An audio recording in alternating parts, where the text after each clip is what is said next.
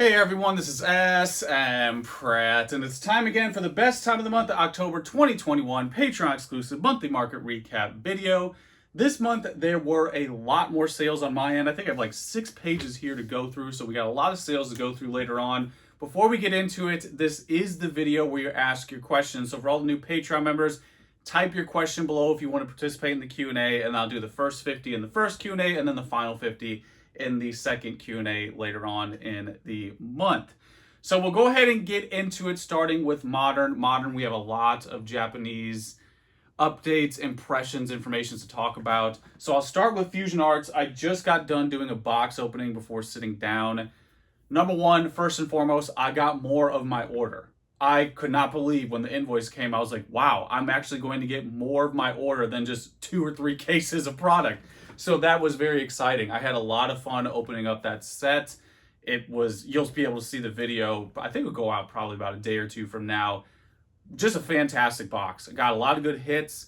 Common, uncommon artwork is phenomenal. We are absolutely spoiled right now in Modern. Like it's I was blown away. I'd like say 3 words and have to stop every time because the art would stop me in my tracks. So Fusion Arts has a nice mix of common, uncommon to rare art. The poles, like the Mew, looks really good in my opinion. There's just a lot going on in that set. But one thing I wanted to say is that I think why I was able to get more product is because it flew under the radar with all the 25th anniversary noise.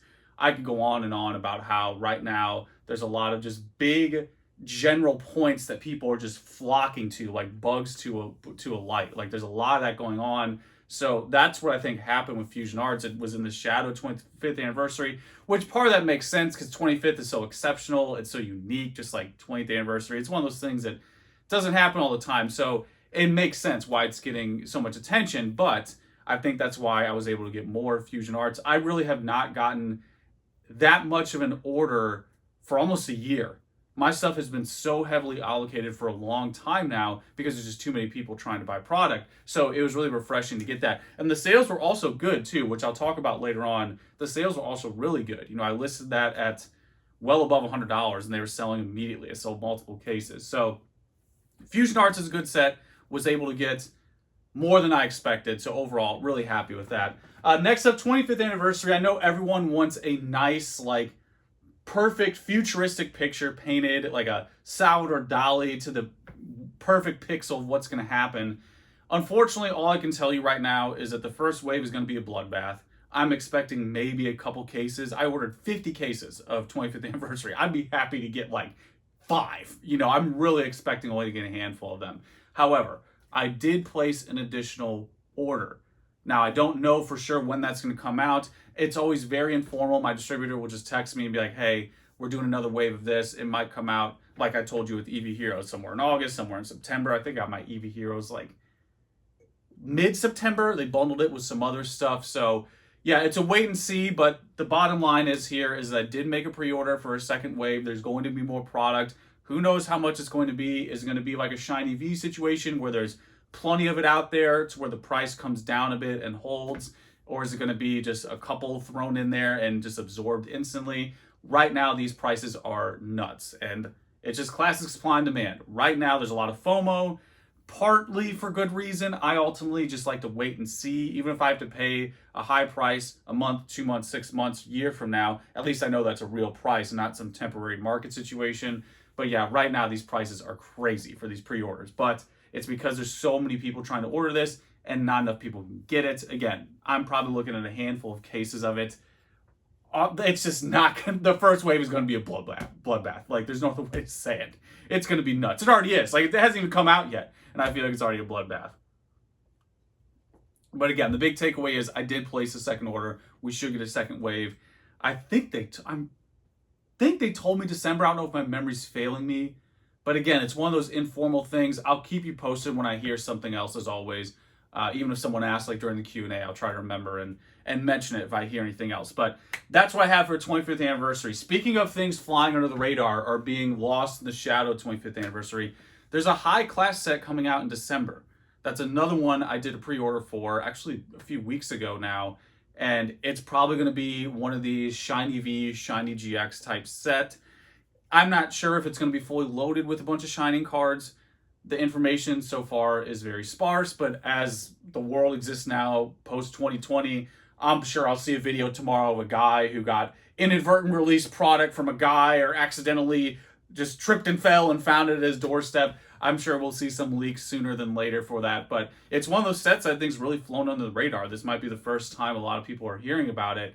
It's just something that I think got lost in the 25th anniversary shadow, but it is going to be one of those high class set. Anytime you see high class pop up, especially from like a Japanese side or from a distributor or whatever, you know that's one you should probably buy a lot of, because it's just one of those like collector sets that, you know, is going to do really well with the collecting market. So not much information, but I did order a ton of that. I think I did like 40 or 50 cases. That's been my order now for like over a year, and I'm still waiting for one of those to get fulfilled. So yeah, that's just another mention there for Modern. Now, a couple other things I noticed this month, stepping away from the Japanese like immediate Modern stuff. Lv.X cards, I didn't really know where to put them because they're kind of in the void. I noticed an uptick on that, which there's some sales that reflect that, but not just sales. A lot of people asking me about them. Like I'm going through a lot of inventory. I had my temp workers come back out of hibernation and scan a lot of cards for me. So I have like 1,500 cards in a list at least. And Lv.X's have been getting a lot of inquiries.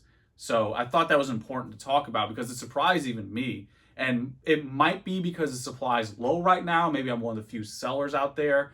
But some of these I've sold for like mid-hundreds prices, like the PSA 10s. I remember one, I think I did do Instagram maybe.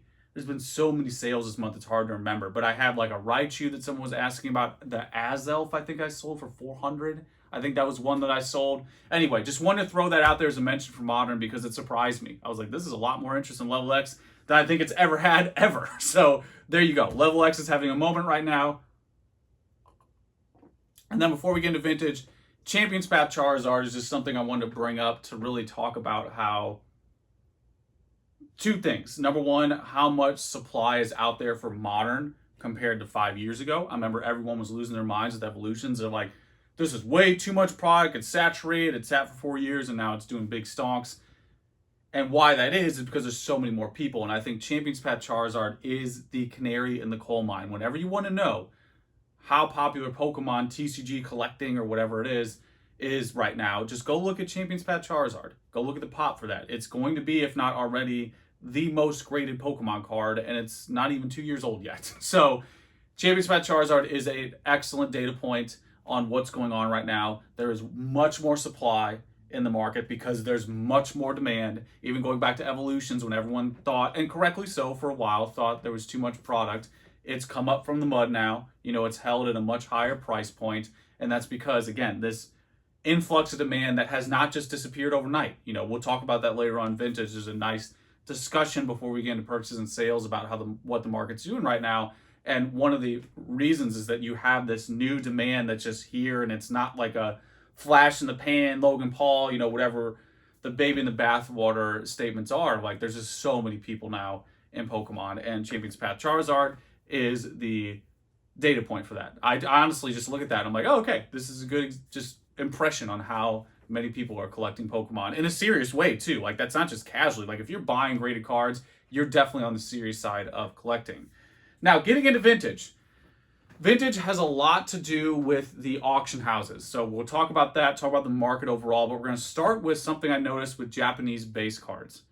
I've been listing a lot, kind of like with the Lv.X, I've been listing Japanese base, ton of sales. Like, more sales than I've ever had for Japanese base. I'm not exaggerating. Like, I'm putting up, I don't care what Pokemon it is. It doesn't have to be Pokemon, energy removal, retrieval, like, you name it. It's going up and it's going out. Like, PSA 10, PSA 9, PSA 8, Japanese base right now, and these are all non-holos. These non-holo cards are just like, I've sold out of so many PSA 10 species. I had a guy who messaged me. We worked out a deal, I think, for like 6 cards, $1,000 shipped or something like that for PSA 10 Japanese base. And by the time he got back to messaging me for these cards, 2 of them already sold. Like, he was taking his sweet time, come back to me like after a couple days or whatever. I was like, sorry, man, 2 of these already sold by the time it took you to respond. So yeah, that's the state of Japanese base right now. What I'm seeing, talking to that guy on Instagram and seeing, you know, where some of these cards are going A lot of it is cross collectors coming from sports. I also think Japanese base is a very economical option to get the base set, especially if you want to do the higher grade chase. It gives you that same high with the same art, but at a much lower price. And also it's older. You know, that's another thing that no one really talks about. Japanese base has 3 years on the King first edition base back there. So yeah, that's what I'm seeing right now. And it's very interesting. A lot of cross collectors. If William is in here, thank you for all the business. You've been buying Japanese base like a madman from me. But there are just a lot of people. It's not just one person. There's a lot of people buying that stuff to the point where I can't remember all the names. I do remember William because he's bought multiple from me now. And again, really appreciate that business. Speaking of smpratte business, just to mention that my consignments, I plan for them to go up October 7th. That's something I should probably be a little bit more formal with in Patreon. Got a lot of requests this month, got a lot of exciting things going up. There's going to be some official artwork, which is very rare. You very rarely see that. So really excited to get that up and talk about it, show it on the channel. I'll tell you guys before it even goes live. It's one of those pieces that I've had, you know, you've seen what I've had go through. Like I've had the rare stuff go through my hands, stuff that I own, you know, that other people also own.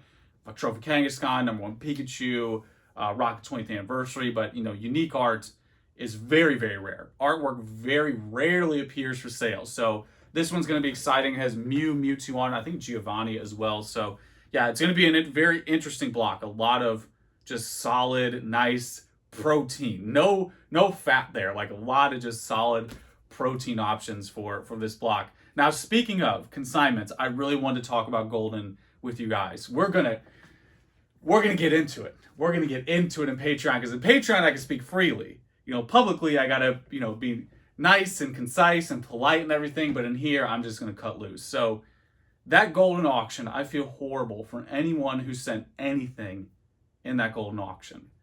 I saw the little brochure they sent. Honestly, the magazine they sent looked way better than the auction. The magazine looks great. That advertisement they sent, fantastic. I'm like, wow, this is well made. Like, look at all these, like the design here. There's actual graphic design on your magazine. Why is the graphic design on the print more up to date than the website, than the tech side? Like why is this happening? Like, why? What reality are we in right now? But that Goldin auction block had a lot of mild results. Number one being that TMB. Oh my God. That TMB is what not to do with high-end Pokemon. And what I'm about to say is just me speaking freely, and I'm going to try to focus on the objectivity. Don't take it personally if you're involved with it, but man, that TMB is absolutely brutal. That is 101 what you don't do with a high-end Pokemon card. So that thing was bought for like 100 plus K over in Japan, and then probably because the owners, you know, can't afford to hold it for how long they need to, years on end, you know, they decide to go ahead and dump it with Goldin. And paper hands get you paper prices. You know, when your wrists are paper thin, your margins are as well. And that's a great data point for it. Luckily, it didn't hit the reserve, so I think that means it doesn't sell, but you see the organic bids that came through. Sure, you could argue the reserve deters people, which I can agree that, but overall, when you're that far off from the previous price, it's just an example of how you need to be patient. And also, we'll talk about Goldin, that Goldin just dropped the ball with this stuff.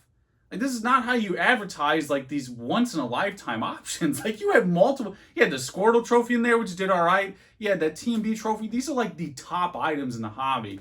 And it's just like, whatever. Yeah, let's do a full burnout for base set Charizard for the 1,000th time. Like, these are the grails in the hobby. And yeah, they could have done more. The website's very cumbersome. Your bidder pool is much more limited. These old boomer auction houses are fantastic at selling really esoteric old stuff.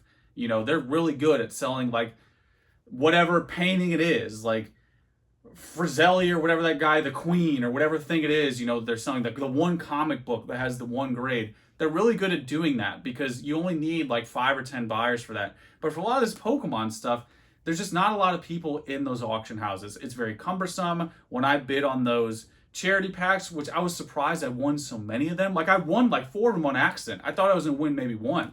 I bid on the Logan Paul once. I think I was outbid at $22,000 for 1 pack. And the highest I paid $11K on average for my 4 packs. So, you know, that went mild as well, in my opinion. And you also get bonus packs. So you get first edition, Shadowless, and unlimited. Logan Paul is twice that for just the one pack. So yeah, they didn't do that well. I think a lot of it falls on the antiquated setup of these auction houses. Also, I mentioned in my public video how a lot of the premiums right now in Pokemon are just going privately. You know, they go through the community privately. Even when I was talking about those Instagram examples of like Lv.X or Japanese base or whatever it is, it's just so easy now to get in touch with someone and be like, hey, what do you want for this? All right, done. You know, to get it over with. This process is just so outdated. Like, it was such a poor experience from the buyer end of buying those packs. I'm like, I just don't even care what's on this site anymore. Like, I don't care what they have. I don't care if it's something I really want. It's like, I don't want to go through all this again. Like, I'll just talk to the person who owns it next time, be like, hey, what do you want for this? You know, because I'd rather just go directly than, you know, go through all that. Japanese base is probably newer than their website. Like, it's unbelievable. So, and it's not just them, you know, there's a lot of update that needs to happen for all these sites. Like, you can't do snipe bids. They're just not with the current tech. You know, that's really what it is. It's like, one of my relatives works for the government and says they're still using Windows DOS. Like, last time I checked, Windows DOS is not the current Windows option. And that's how I feel when I'm using these boomer websites. I feel like I'm on Windows DOS all the time. So yeah, there's a lot to be desired with these auction houses. I feel bad for the Goldin auction block for the consignees. The people buying it who won, you know, they got some great deals because it's just so cumbersome. The boomer premium's another thing. It just needs an overhaul. Like, it's not just Goldin. I think Heritage is probably the best out of all of them. I like them the most. Their website is, I get it. Like, I get what they're doing with it. But there's just too much boomer stuff. Like, pre-bid, live bid, show, all these, like, fluff words that nobody cares about. Like nobody cares about that. So I'm not sitting here in a suit talking to you. Like, I'm in a grandma's house. Like, millionaires don't need a dress anymore. Like, no one needs to do that stuff anymore. It feels so old. Like, that's how I feel with these boomer auction houses. It feels like a show. It feels like something that's just not there anymore. So anyway, told you I was gonna cut loose. That's my cutting loose for the auction houses for vintage. It's just one of those things that I think there is definitely a lot of merit to the process of how things are done. And I think the best way to describe that is you could take some of these items, put them up on eBay or even on Instagram and make more money. That should never happen. These are companies who've done billions with a B in sales. Billions with a B. Numbers none of us will see. Me, Rusty, and like Gary fused together, we'll never see that in our lifetime in sales. So they should not be, you know, the lowest premium on the chart of premium. So there you go. That's what I have for the auction houses. Now, getting out of this therapy and do PWCC, that's another topic people want to talk about. Friendly reminder, you can always time travel and timestamps if you want to skip all the auction house ranting. PWCC is going to do their cards, I think, on October 11th is what I was told for Pokemon is when they're going to start. I don't know if they said that publicly, so it might be a Patreon exclusive. You heard it here first. But I think it's going to go up mid-October. And right now it's looking like about 10,000 Pokemon cards. Like, let me take a sip. 10,000 Pokemon cards in 1 month. Like, this is the biggest test for the market. I think most people understand at this point the older rare mints are better is probably going to hold better. And, you know, these items, the CGC 7.5 Abra with no subgrade type stuff is just going to be dog water. Like, it's just going to be absolute garbage. Like, there's going to be so much garbage there. But the flip side is, as a buyer, if you want to do a binder, if you want to get some deals, if you want to buy a card that's probably in near mint condition or even maybe a little better at or under cost, you're probably going to have loads of options here in this auction block. So yeah, what I'm feeling, again, just my opinion, before we get into it, the calm before the storm, yeah, I think there's going to be some real stumbles here. There's going to be some stumbles in this auction block. Do I think that's going to be a theme overall? That's a wait and see. But I do really like PWCC. Like I said earlier with Heritage, I really like Heritage and PWCC. I think they know what they're doing. Brent is cutting edge.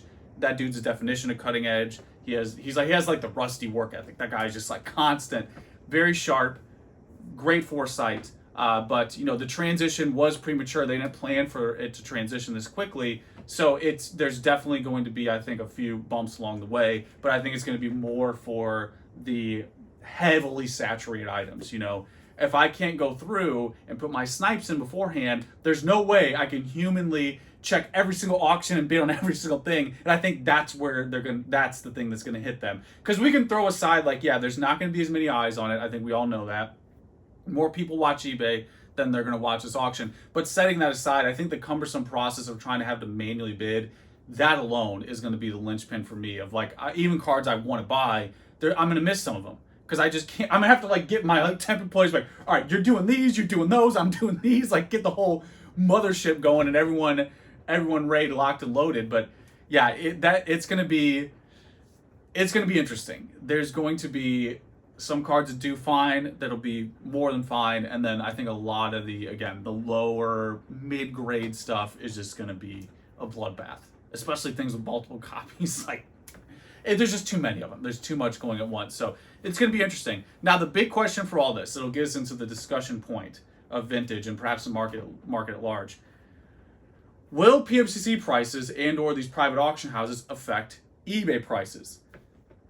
For the longest time, and as of now, eBay's the standard. eBay complete listings are the standard. No matter what anybody says, that is the standard right now for the market. When people want to look up prices, maximum value, etc., that is 90+% of the time eBay complete listings.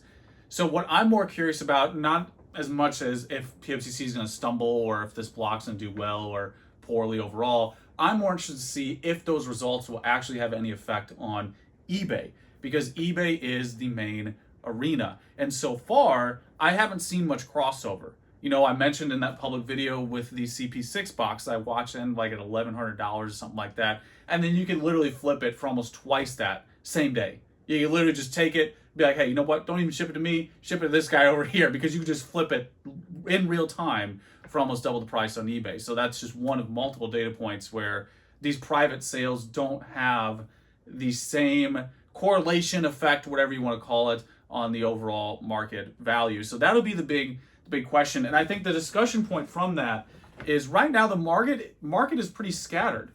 You know, in 2020, you could say everything's up, right? The market's doing one big thing. I would say maybe 2017, you could say a lot of the market was going one way.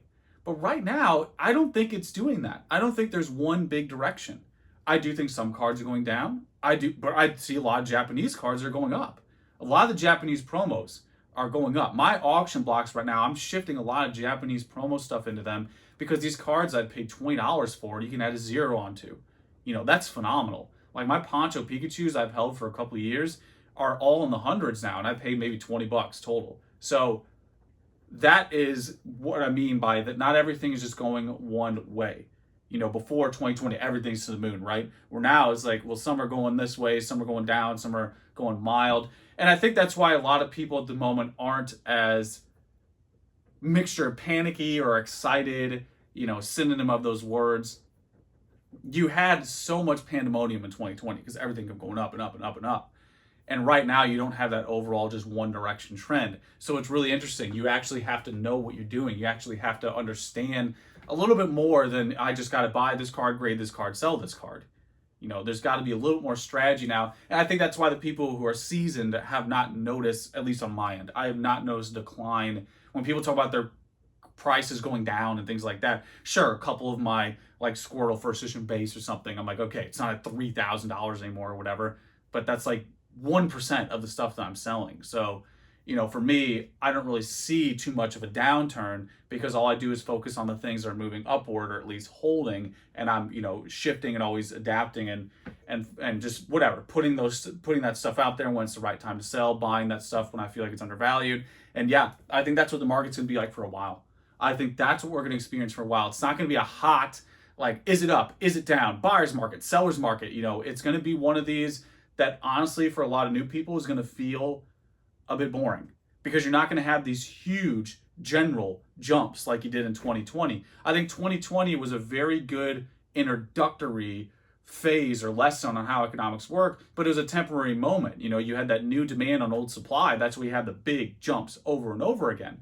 Where right now you're seeing a more of a splintered market or scattered market because the demand is still there. The demand hasn't disappeared. It's not like the new demand came in and then all went out. Sure, some of it did, or some people did from that, but there's plenty of demand to go around, going back to Champions Path Charizard. So it's not a demand issue, and if anything, I think demand is the reason why it's so scattered, is because that demand is focusing on different things. There's so many different buyers now. There's so much going on all the time. I can liquidate cards hand over fist every month, and they're hitting pretty much the same price, certain types of cards. So yeah, there's a lot there.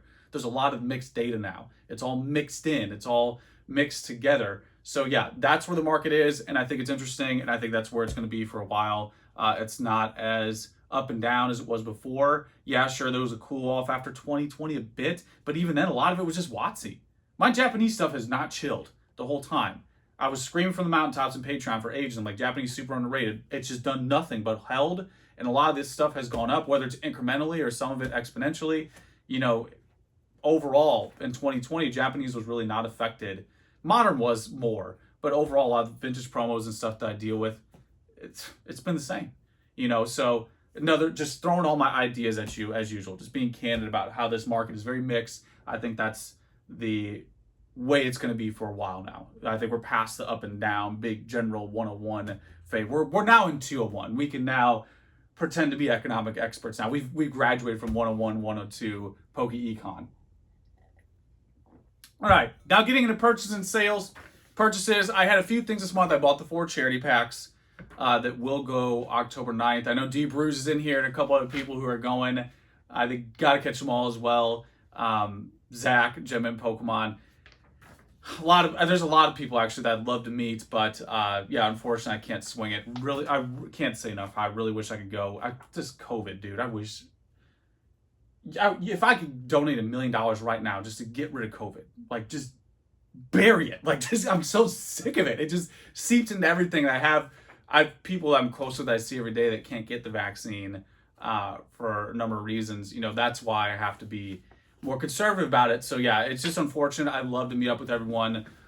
It's very frustrating. I try not to think about it, but I'm gonna try to enjoy it from a distance, and hopefully I get at least one Charizard from those packs. And yeah, excited to see it. But yeah, that was one of my purchases for this month. I feel like everything I talk about in this video is like, oh, here's the thing, and then we're gonna do a little sidebar rant about it. Next up, we have the Team Pikachu, the DX Team Pikachu card. I think it was Burndos in the Q&A who mentioned it, and I was like, get out of my head, Burndos, because I bought 25 of those things or something like that from a Japanese store, all mint condition. Beautiful modern card. It's one of those where I think the cost, even at $50, I think I paid a little bit higher than what they go for on average. Don't care. It was all there in one place. Nice, easy purchase. All came in mint condition. Can't ask for anything more. So that was a very, very easy purchase. Next up was the Nagba Pikachu. Now I'm over 100 on those in total.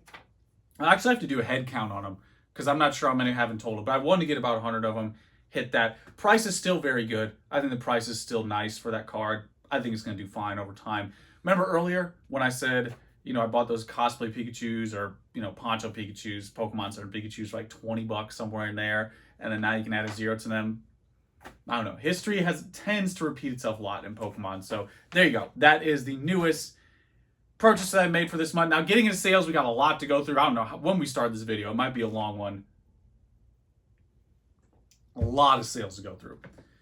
Starting with the small ones, we have PSA 7 Tentacruel, $25. PSA 5 Magmar Cardass, $25. PSA 5 Professor Oak Japanese base. Remember earlier when I said Japanese base all the way from 10 down to PSA 5 Professor Oak, $30. PSA 6 Pidgeot Japanese Expedition, $30. PSA 5 Pokemon Trader Japanese base again, $30. PSA 9 Beedrill CP4, $32, $23. PSA 7 Magneton Vending, Hypno, and Machoke, $38 each. PSA 6 Houndoom, Neo Discovery, and Revelation, $38. We're not even out of the PSA 6s yet. PSA 6 Pachirisu, $40. That was a DP exchange. PSA 6 Chinchino, that's the shiny collection, $40. PSA 7 Staravia, how do you pronounce Staravia? Staravia. We're learning, guys. We're learning as we go. $40. PSA 7 Pichu Japanese Neo Genesis, $40. PSA 5 Jirachi Pokepark, $40. PSA 4 Flareon Cardass, $40. PSA 6 Mareep LP 44, PSA 7 Southern Island Ivysaur 45, PSA 9 Maintenance First Edition Base Chalice 46. These are some of the consignments are peppered in here as well. That one actually went pretty low for PSA 9 First Edition Base. PSA 7 Ancient Mew 47. Two PSA 7 Ancient Mews actually 47. PSA 6 Charmander Card S 50. PSA 7 Cubone Card S 50. PSA 5 Bulbasaur Card S 50. Another PSA 7 Ancient Mew 50. PSA 8.5 Machop Vending 60. PSA 10 Garchomp Giratina Tag All-Star 60. Those are actually interesting. I had a couple more of those we'll get to later on that surprised me how quickly they sold. PSA 10 Charizard V Japanese 66. PSA 9 Ponyta First Base 68. PSA 9 Sandshrew 70. PSA 10 Charizard Wild Blaze EX Japanese Flash Fire $71. PSA 9 Machop First Edition Base 72. PSA 10 Charizard V again $73. PSA 10 Mimikyu Daichi Pan sold one for $75 and then sold another one the next day for $100. That is the 294 SMP promo. PSA 6 Eevee Card S $75. PSA 8 Dark Scissor $75. PSA 8 Diglett Card S $75. PSA 9 Diglett Japanese Base $75. PSA 8 Farfetch Japanese Base $75. PSA 9 Ghastly Voltorb Versus Base 76. PSA 9 Porygon Coughing Poliwhirl 77, 78, 79. PSA 7 Pichu First Edition Exhibition Hollow Japanese 80. PSA 8 Piplup 19 DP promo 80. PSA 10 Machamp Marshadow GX. That was another one of the All-Star ones I mentioned earlier, $80. PSA 9 Kingdra Japanese Neo 80. PSA 9 Porygon Japanese Base 80. How did PSA 9 Porygon Japanese Base outsell the First Edition base? Like, figure it out. What's going on right now? PSA 6 Giovanni's Nidoking Koro $8. That's a really tough one to grade, by the way, if you aren't aware. That's why the 6 did so well. PSA 6 Gyarados Card S 80. PSA 9 Magnemite First Edition Base 81. Kakuna 81. Vulpix 81. Nidorino 8250. Dugong 83. Drowsy 84. Magmar 86. PSA 8.5 Houndoom Japanese Neo Rev 90. PSA 9 Abra First Edition Base. Love the art on that one. 91. PSA 10 Kingdra Japanese Hollow. That one, ooh, that was an auction that went for $91. That went pretty low. PSA 9 Plus Power Japanese Base 100. Pokédex Japanese Base 100. PSA 9 Revive Japanese Base 100. PSA 8 Pokemon Breeder Japanese Base 100. PSA 10 Mimikyu, there's the Daichi coming back for $100. PSA 10 Pikachu Zekrom All-Stars $100. PSA 5 Pikachu Charizard Mega Tokyo, that's the 98 XYP, the OG of the Poncho Pikachu's $100. PSA 9 Machop Magikarp Kadabra Coughing Japanese Base $100 each. PSA 7 Flying Balloon Pikachu Koro Japanese promo $100. That one took a while. PSA 9 Haunter Japanese Base $100. PSA 8 Jirachi Japanese promo players from $100. PSA 9 Latios 10th movie $100. PSA 9 Kadabra Vending 3 $100. PSA 9 Machamp First Edition Expedition $100. PSA 9 Houndour and then Houndoom, all Japanese hollows, 3 of them $100 each. PSA 9 Growl First Edition Base $102. PSA 9 Poliwag $103. PSA 10 Skarmory Japanese hollow Genesis $107. Then we have $107 on Miracle Energy. Then we have Scyther PSA 9 Japanese Base 100 or Japanese Jungle $102. PSA 10 Charizard VMAX, that's the number 2 from the deck, got $112. PSA 9 Lucario, PSA 9 203 XYP promo $115. PSA 10 Gem Mint Koga Beedrill Japanese Gym $113. In my opinion, I think those are going a little low. That's very, very affordable for the highest grade of the cards. If again, another economic option of, you know, something that's much more expensive in English. PSA 9 Picasso Trainer $114. PSA 9 Houndoom again Neo Rev Japanese $115. PSA 6 Pikachu Pal City $115. I think that might have gone to a Patreon member. Those Pal Cities really fell off the map. I do not find them like I used to. PSA 10 Heracross, the should have been Pinsir Evolution $116. And then we have our Fusion Arts. So I started selling these around $125 initial listing price. And I think I sold 2 or 3 cases now between that and 115. So that's my price range. So about 30-ish boxes, I think. So about 36 boxes. That's 3 cases. Yeah, 36. We're learning how to spell and do math in this Patreon video. So 36 boxes of the Fusion Arts between 115 and 125. PSA 8 Charmander vending, 120. We're still in the $100 cards. PSA 9 Light Togetic, 2 of them, 125 each. One to Nerth, who's such a nice guy, really good YouTube channel, just a pleasant person overall, who's a nice E4 member. He loves that card. If you ever see his profile, I think it says like Light Togetic is the best card or something in his signature. So he bought both those. I think one had a swirl actually. Actually, I think I sent a different one. I don't know why people would know this, but he got the swirl on the first one if you're in here, Nerth. That's a thing. I should have put that in the video. The swirl premium is a thing now. I get so many questions about swirls in the Lv.X, any of these cards. Everybody wants swirls now. Anyway, moving along. PSA 8 Articuno Fossil, 125. PSA 9 Aerodactyl, Japanese Fossil, 125. PSA 9 Victory Medal Silver, 125. PSA 10 Giovanni's Machamp and Steelix Neogen, Japanese, 128 each. PSA 9 Mischievous and Houndoom again. I think I sold all my Houndooms, 130 apiece. PSA 7 Dragonite, first edition Expedition, 130.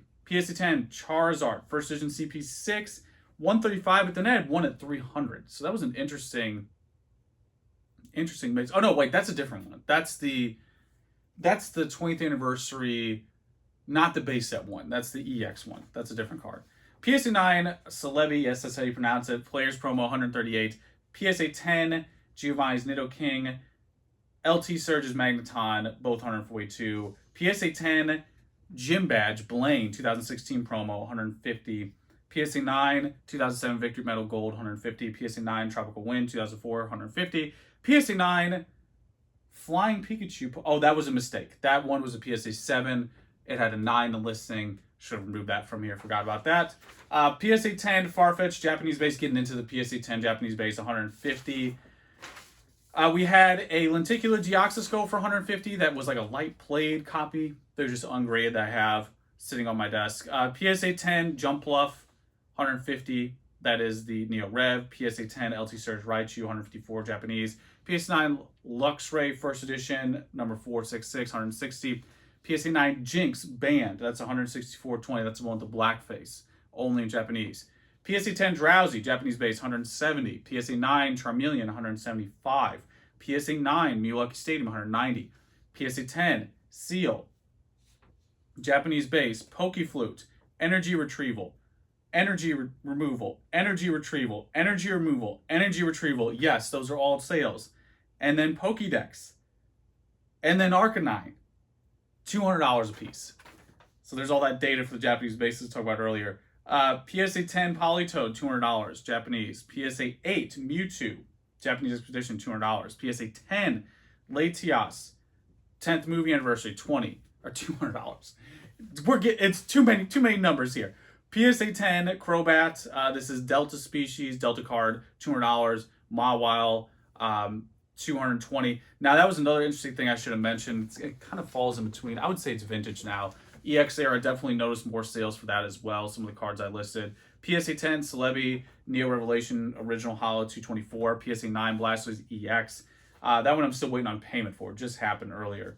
225. PSA 10 Diglett base with the Air, 236. PSA 10 Cherry Blossom Afro Pikachu, 240. PSA 9 Rayquaza Players Club, 241.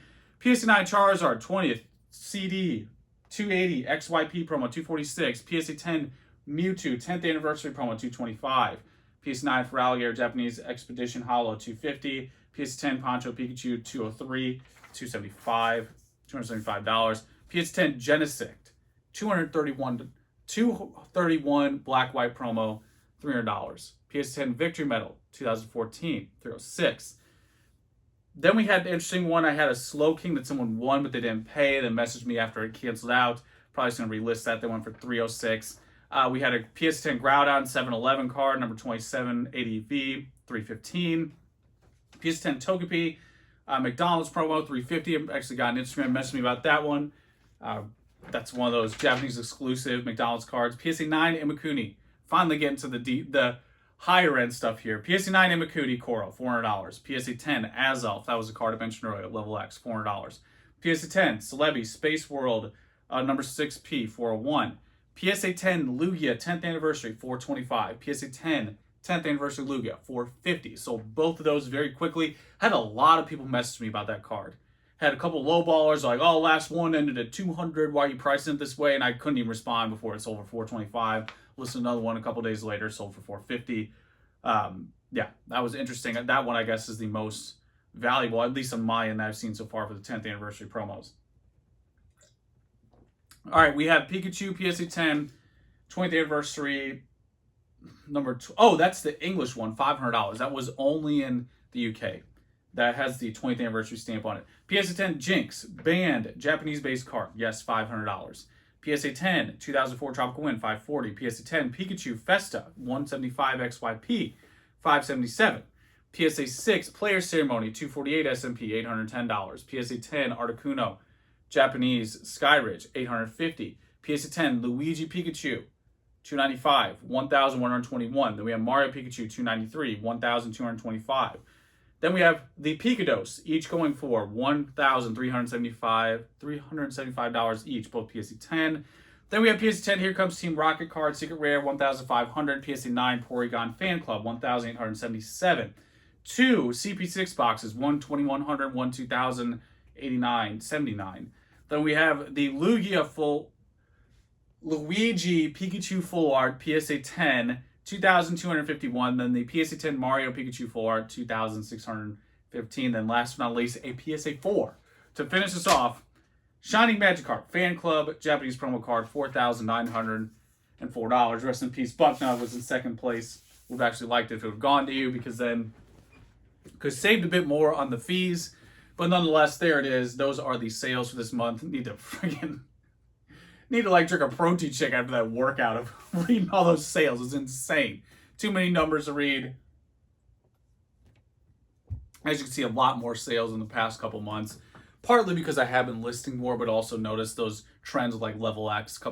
Actually, a couple of Lv.X went privately that weren't mentioned there from the eBay end. But moving on to overrated and underrated. Overrated this month is going to be celebrations. And I try not to do that over and over every month, where like I think last month was like stamp promos and now celebrations, but it's so obnoxious I gotta put it in there. Like celebrations right now, not the set overall, not the fundamentals of the set, not what it'll be 5, 10, months from now or even minutes from now.